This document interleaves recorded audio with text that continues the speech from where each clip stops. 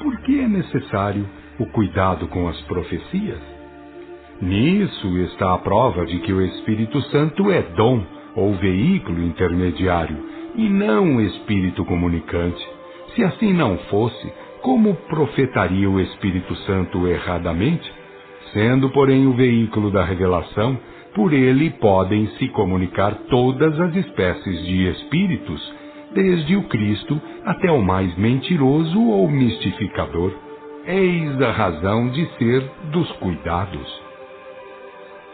Confirmando-se ao mesmo tempo Deus com sinais e maravilhas, e com virtudes diversas, e com dons do Espírito Santo, que repartiu segundo a sua vontade.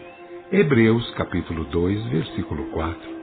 Aquele que tem ouvidos, ouça o que o Espírito diz às igrejas. 6. Nota. Igrejas, como já explicado anteriormente, refere-se às comunidades. Fim de nota. O que sair vencedor ficará ileso da segunda morte. Apocalipse, capítulo 2, versículo 11. O que diz o Apocalipse, mandando ouvir ou cultivar a mediunidade, é o mesmo que diz Paulo, quando manda não extinguir o Espírito Santo. Como se pode saber que o Espírito Santo se manifesta como dons ou como mediunidade na carne? A primeira e melhor maneira é cultivar o mesmo Espírito Santo ou mediúnico com amor e por amor. Por quê? Porque assim ficam livres dos espíritos embusteiros e os verdadeiros se incumbirão de falar a verdade. Quem se tem feito portadores ou reveladores de ensinos errados em todos os tempos, desde os patriarcas e profetas, são os espíritos ignorantes ou mistificadores que acharam e acham acesso nos profetas ou médiuns levianos.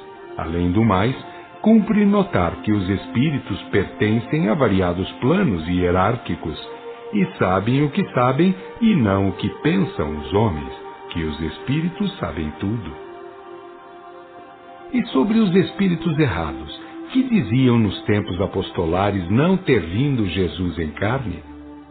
Quando um fenômeno se dá e não são conhecidas as suas leis, os homens ou espíritos buscam uma chave ou teoria, e se nada podem afirmar de fato, com pleno conhecimento de causa, sendo pouco o moral intrínseco, dizem o que lhes convém à tese em vigência e pouco se incomodam com a verdade. No entretanto, já disse, todos os fenômenos se passam em virtude do Espírito Santo, e Jesus tinha essa graça sem medida, conforme João 3:34. Ele podia, pois, produzir mediunicamente coisas que estão longe de ser compreendidas pelo intelecto dos habitantes do planeta. E sobre a não entrada na bem-aventurança dos que não renascerem do Espírito Santo? Nicodemos ouviu Jesus dizer-lhe que aquele que não renascer na sua crença, do culto, conhecimento e sentimento do que seja a graça prometida nos séculos anteriores e trazida por ele, não viria a herdar o reino dos céus. Por quê? Porque quem com Jesus não colhe, desperdiça. Ou o homem cultive e respeita o Espírito Santo, ou dele é blasfemo. Nunca poderá ser uma e outra coisa.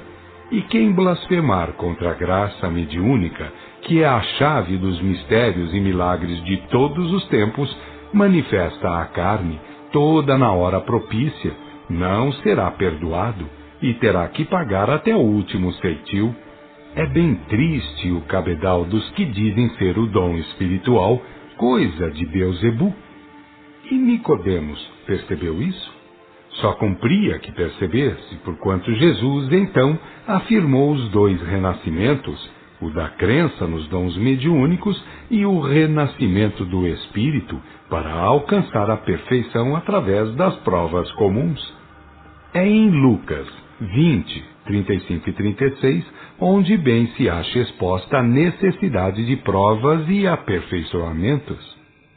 Mas os que forem julgados dignos daquele século e da ressurreição dos mortos, nem os homens desposarão mulheres, nem as mulheres os homens, porque não poderão jamais morrer, porquanto são iguais aos anjos e são filhos de Deus, vistos serem filhos da ressurreição. Lucas, capítulo 20, versículos 35 e 36. Antes de se fazerem bons, Deus não sabe se o são ou não seus filhos? Deus sabe tudo e tudo marcha para a perfeição. Ninguém foi feito para a perdição. As falsas religiões de que já falamos, no afã de atrair os simplórios para o seu redil peçonhento, desviaram a letra para o terreno em que se acha. Além do mais, cultivando a revelação, terá o homem os ensinamentos que o Cristo não pôde dar então. Muitas são as coisas expostas nos livros de Kardec que se enquadram perfeitamente nas promessas do Cristo, quando tal o observou. Enfim, ou o homem cultiva a revelação e se livra da besta e do falso profeta, e vem a conhecer a verdade que o livrará, ou escraviza-se aos formalismos dessas pseudos ou falsas religiões. Nada poderá haver de contemplação com quem blasfema contra o Espírito Consolador, uma vez que o próprio Cristo não lhe prometeu uma redenção amena.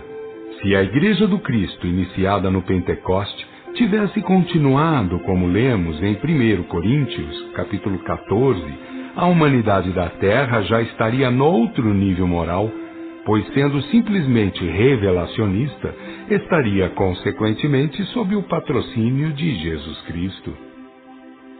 Volvamos sobre o batismo de Espírito Santo, naquilo que se refere à manifestação do mesmo Espírito Consolador como dons na carne? Sim, e para tanto, transcrevendo as afirmações de Paulo. E sobre os dons espirituais não quero, irmãos, que vivais em ignorância.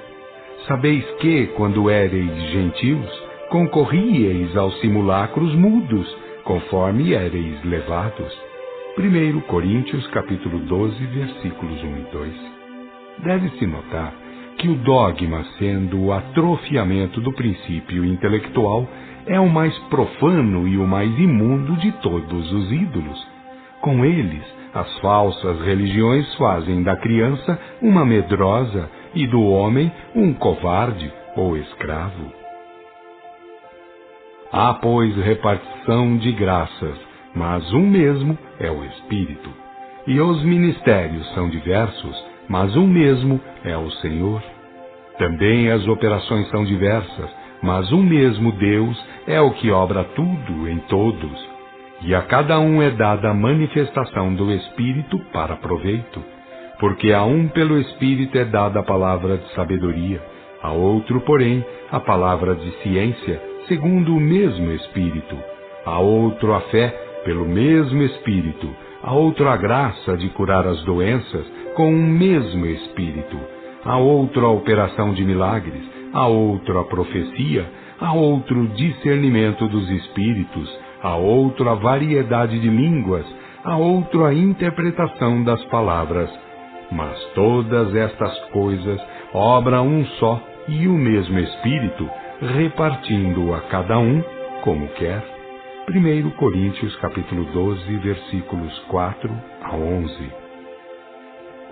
Note-se que o discernimento dos espíritos comunicantes é o mais, ou um dos mais importantes dons, porquanto sem discernimento quem saberia se o espírito estaria falando coisas exatas, mistificando ou mentindo? Além disso, porém, vai o respeito que devemos a todos os dons, porque Deus manda a cada qual o que lhe for mais aproveitável para o bom cumprimento de sua missão na terra. E como se devem reunir os crentes para cultivar esses dons revelacionistas? Do mesmo modo porque o faziam os apóstolos, como lemos em 1 Coríntios capítulo 14, e como se acha exposto na codificação kardeciana.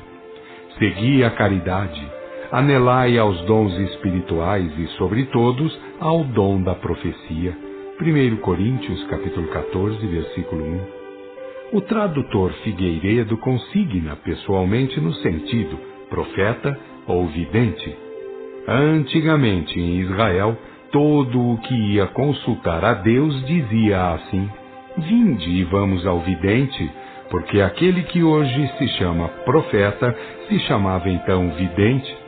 1 Reis, capítulo 9, versículo 9.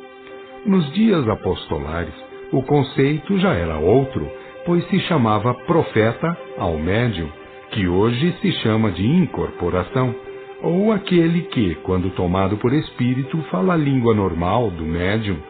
De toda e qualquer forma, porém, profeta é o homem que pode manter colóquios por uns ou outros modos com o plano astral. Quando se diz que Jesus veio tornar os homens herdeiros de dons mediúnicos, dizer-se quer que Jesus veio transformar os cegos em seres capazes de ver. Prossigamos. Assim também vós, porquanto sois desejosos de dons espirituais, procurai abundar neles para a edificação da Igreja. 1 Coríntios, capítulo 14, versículo 12. Uma vez que a pedra angular da Igreja é o Espírito Santo, que se manifesta na carne como dons, como poderá ser nobre e verdadeira uma Igreja, uma vez que deprime aos mesmos dons o Espírito Santo? Nisso mesmo é que as falsas religiões, a besta 666 e o falso profeta, se testemunham como tal. Nelas, o que é dom revelacionista é chamado de coisa de Beelzebu, e o que elas impõem, dogmas ou idolatria, é palavra de Deus. Prosseguindo na mesma epístola, que ensina como se cultiva o mediunismo ou como se faz uma sessão espírita, temos: na lei está escrito: em outras línguas e noutros lábios falarei, pois a este povo, e nem assim me ouvirão, diz o Senhor. E assim as línguas são para sinal, não aos fiéis, mas aos infiéis. Porém as profecias, não aos infiéis, mas aos fiéis. Se, pois, toda a igreja se congregar em um corpo, e todos falarem línguas diversas, e entrarem então idiotas ou infiéis, não dirão porventura que estáis loucos? Porém, se profetizarem, e entrar ali um infiel ou um idiota, de todos é convencido, de todos é julgado. As coisas ocultas do seu coração se fazem manifestas. Assim, prostrado com a face em terra, adorará a Deus, declarando que Deus verdadeiramente está entre vós. 1 Coríntios, capítulo 14, versículos 21 a 25. É por isso mesmo que as apostasias dogmáticas se lançam como feras contra a igreja revelacionista ou espírita. Elas sabem que as torpezas de que são e foram autoras são postas à mostra para que a humanidade saiba em que mãos andou por séculos a fio. E não leem sequer que estão fora das práticas do Cristo e do culto apostolar? Leem, mas os interesses do bolso, do estômago e do orgulho não os deixam respeitar a verdade. Não disse o Cristo que quem erra se torna escravo do erro? Agora são elas, ou eles, quem consigo mesmo terão que ajustar contas pelo que erraram e pelo que fizeram errar, induzindo os povos ao erro, e amparo nas Escrituras não encontrarão, porque elas dão testemunho de que a Igreja do Cristo é o testemunho do Espírito Santo.